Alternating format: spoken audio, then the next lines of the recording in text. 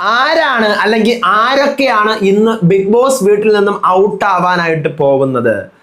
അക്ബർ ആണോ, സാബുമാൻ ആണോ, ആദിലയാണോ? നമ്മുടെ ചാനലിലെ പബ്ലിക് പോളുകൾ ശരിക്കും ഞെട്ടിച്ചുകൊണ്ടേയിരിക്കുകയാണ്. അനുമോളുടെയും അനീഷിന്റെയും വിഷയം, പ്രപ്പോസ് ചെയ്ത വിഷയം വൻ രൂക്ഷമായ അനീഷിന്റെ വോട്ടിനെ അത് ബാധിച്ചിട്ടുണ്ട്. കാരണം നമ്മുടെ ചാനലുകളിലെ പോളിംഗിൽ തന്നെ വളരെ ഭയങ്കരമായ വ്യത്യാസമാണ് ഇപ്പൊ അനുമോളും അനീഷും കൂടെ ആയിട്ട് വന്നിരിക്കുന്നത്. എന്തൊക്കെയാണെന്നുള്ള കാര്യം നമുക്ക് പോൾ വൈസ് ഡിസ്കസ് ചെയ്യാം. Welcome back to Ansif moonlight media. I'm Ansif. Video ആദ്യമായിട്ട് കാണുന്ന ഒരു ചാനൽ സബ്സ്ക്രൈബ് ചെയ്യാൻ മറന്നു പോവല്ലേ. Like, share, comment. പിന്നെ എൻ്റെ FB പേജും ഇൻസ്റ്റാ പേജും മറക്കാതെ ഫോളോയും ചെയ്യണം. വീഡിയോ ഹൈപ്പ് ചെയ്യാൻ മറക്കല്ലേ.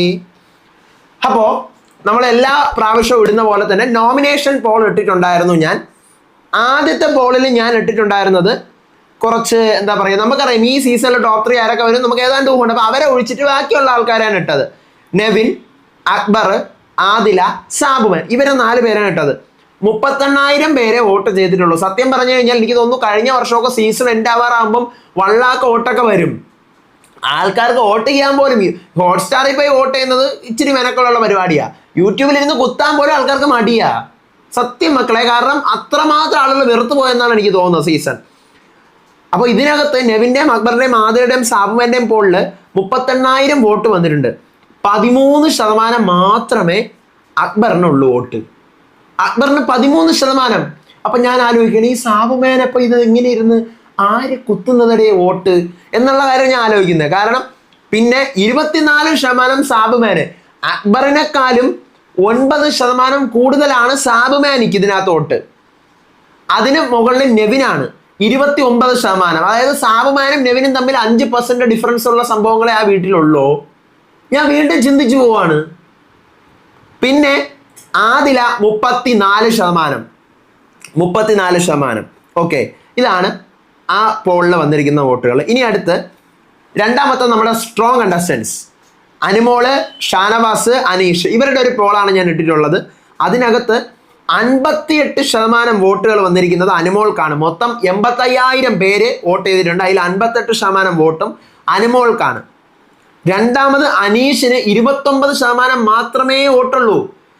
അനുമോൾക്ക് 58 ആണെങ്കിൽ അനീഷിന് അതിൻ്റെ എന്താ പറയുക ഏതാണ്ട് ഒരു 40 അടുപ്പിച്ച് വരാണ്. ഇവർ അങ്ങോട്ടും ഇങ്ങോട്ടും വലിയ വ്യത്യാസം വരത്തില്ല. അങ്ങോട്ടും ഇങ്ങോട്ടും ചിലപ്പോൾ അങ്ങോട്ട് ചാടും അങ്ങനെ നിന്നിരുന്നതാണ്. ഇപ്പോൾ അനീഷിന് 29% കുറഞ്ഞു വോട്ട്, നല്ല കുറവ് വന്നു. 13% ഷാനവാസിനുള്ളത്. ഇത് തന്നെയായിരിക്കും നമ്മുടെ ടോപ്പ് 3 വരുമ്പോഴും ചിലപ്പോൾ ഇത്രമാത്രം ഡിഫറൻസ് വരും. അനുമോള് തന്നെയായിരിക്കും ഇപ്പോൾ എനിക്ക് കണ്ടിട്ട് വിന്നാവാൻ പോകുന്നതെന്ന് തോന്നുന്നുണ്ട്. ഇനി ഇന്നലെ നമ്മുടെ അനുമോൾ അനീഷ് വിഷയം നടന്നു. പ്രപ്പോസ്, റിജക്ഷൻ, തിരിച്ച് അതിൻ്റെ ദേഷ്യം, അതെല്ലാം അവിടെ ഉണ്ടായിരുന്നു. അപ്പോൾ അതിനെ ബേസ് ചെയ്ത ആൾക്കാർ എന്താണ് പറയുന്നതെന്ന് അറിയാനായിട്ട് ഞാൻ ഒരു പോളും കൂടെ വെച്ചിട്ടുണ്ടായിരുന്നു. ഇന്നത്തെ അനീഷ് അനുമോൾ വിഷയത്തിൽ നിങ്ങൾ ആരോടൊപ്പം എന്ന് ചോദിച്ചോളൂ. ഇന്നലെ രാത്രി ഞാൻ ഇട്ട പോളാണ്. 11 മണിക്കൂറേ ആയിട്ടുള്ളൂ. 26,000 പേര് വോട്ട് ചെയ്തിട്ടുണ്ട്. അതിനകത്ത് 69% ആൾക്കാരും അനുമോളുടെ കൂടെയാണ്. 31% ആൾക്കാർ മാത്രമേ അനീഷിന്റെ കൂടെയുള്ളൂ. അനുമോൾക്ക് ഈ പറയുന്ന പോലെ അനുമോൾക്ക് കിട്ടുന്നതിന്റെ 1-2% പിറകെ നിന്ന ആളാണ്, അല്ലെങ്കിൽ മുമ്പേ നിന്ന ആളാണ്, അല്ലെങ്കിൽ ഇവർ മുട്ടി നിന്ന ആൾക്കാരാണ്. നല്ല ഡിഫറൻസ് ഇന്നലത്തെ വിഷയത്തിൽ വന്നിട്ടുണ്ട്. അനുമോളുടെ വിഷയം അത് അനീഷ് ഇത്രയും നാള് ഇരുട്ടുന്നവരെ വെള്ളം കോരിയിട്ട് കൊണ്ടിട്ട് ഉടയ്ക്കുന്ന പോലത്തെ അവസ്ഥയായിപ്പോയി. ആ ഉടച്ച വിഷയം എന്താണെന്ന് വെച്ച് കഴിഞ്ഞാൽ എനിക്ക് തോന്നുന്നു പ്രപ്പോസ് ചെയ്തത് ആൾക്കാർ നല്ല രീതിക്ക് തന്നെയാണ് അക്സെപ്റ്റ് ചെയ്തിട്ടുള്ളത്. അതിനകത്ത് വലിയ നെഗറ്റീവ് ഒന്നും തന്നെ വന്നിട്ടില്ല. പക്ഷേ അത് അനുമോള് കാര്യങ്ങൾ പറഞ്ഞ് മനസ്സിലാക്കിയപ്പോൾ അനീഷ് എടുത്ത ലെവല്, അല്ലെങ്കിൽ അനീഷിനൊരു സ്റ്റാൻഡ്, കുറെ നേരം പിണങ്ങി നടന്നു, കുറെ നേരം ദേഷ്യം കാണിച്ചു, അവസാനം സംസാരിക്കുന്നില്ല, കൺവേ ചെയ്യാൻ എന്താ പറയുക ഓക്കെ ആവുന്നില്ല. അത് അനീഷിന് നല്ല രീതിക്ക് ഒരു നെഗറ്റീവ് ഇമ്പാക്റ്റ് വന്നിട്ടുണ്ട്. അതാണ് ഇന്നലെ ഇട്ട ഈ പോളി കാണുന്നത്. ഭയങ്കര സങ്കടം തോന്നിപ്പോയി. കാരണം കാരണം ഇതാ പറയുന്നത്, ഒരു നിമിഷം മതി നമ്മുടെ വോട്ടിനെ അഫക്റ്റ് ചെയ്യാനായിട്ട് ഓരോരോ സിമ്പിൾ സാധനങ്ങളും. ഈ പോള് വെച്ച് നോക്കുമ്പോൾ, അതായത് നോമിനേഷൻ പോൾ, ഇതിന്റെ അനീഷിന്റെയും അനുമോളുടെയും കേസല്ല, നോമിനേഷൻ പോൾ വെച്ച് നോക്കുമ്പോൾ അക്ബർ ആണ് എവിക്റ്റ് ആവാനായിട്ടുള്ള സാധ്യത ഞാൻ കാണുന്നത്. നോമിനേഷൻ പോളിൽ കണ്ടു തന്നെ അറിയണം എന്താകുമെന്നുള്ളത്. നമുക്കൊന്നുമേ പ്രവചിക്കാൻ പറ്റൂല.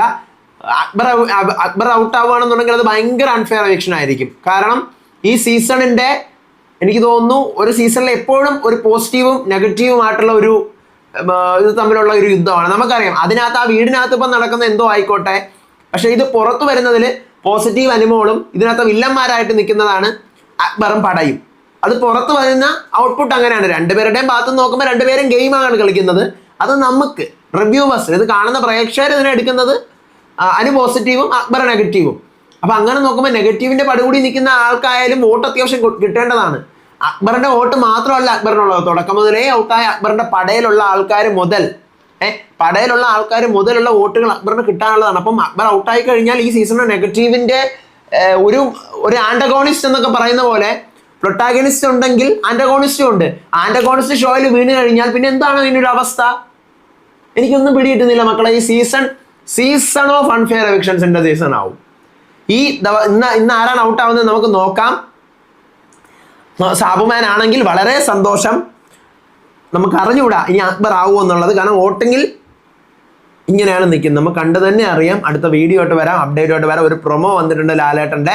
അനീഷിൻ്റെയും അനുമോളുടെയും പ്രണയം ചർച്ച ചെയ്യുന്ന വിഷയം അനീഷ് പറയുന്നുണ്ട്. ചെറിയൊരു ചാഞ്ചാട്ടം തോന്നിയിരുന്നു എന്നുള്ള കാര്യം. കേരളപ്പിറവിയാണ്, അതിൻ്റെ ആഘോഷങ്ങളും അതിൻ്റെ ഡ്രസ്സിങ് സ്റ്റൈലുകളൊക്കെ ഉണ്ട്. അപ്പോൾ അതൊക്കെ തന്നെ ഉള്ളൂ. പ്രൊമോയിൽ അനുമോടത്ത് ചോദിക്കുന്നുണ്ട് ലാലേട്ടൻ പ്രേമ അഭ്യർത്ഥനയെക്കുറിച്ച്, ഞാൻ ഗുരുവായൂർ അമ്പലത്തിൽ വരേണ്ടി വരുമോ സാക്ഷിയായിട്ടെന്നൊക്കെ. വളരെ നല്ല രസകരമായ ഒരു ഡേ ആയിരിക്കും ഇന്ന്. ഇനിയിപ്പം ഈ പറഞ്ഞ പോലെ വിഷയങ്ങൾ ഉണ്ടാക്കാൻ പറ്റിയ വീക്കൊന്നും അല്ല, തീർന്നല്ലോ. അപ്പോൾ അടുത്ത അപ്ഡേറ്റും വിശേഷങ്ങളൊക്കെ ആയിട്ട് വരാം. അതുവരേക്കും ബൈ.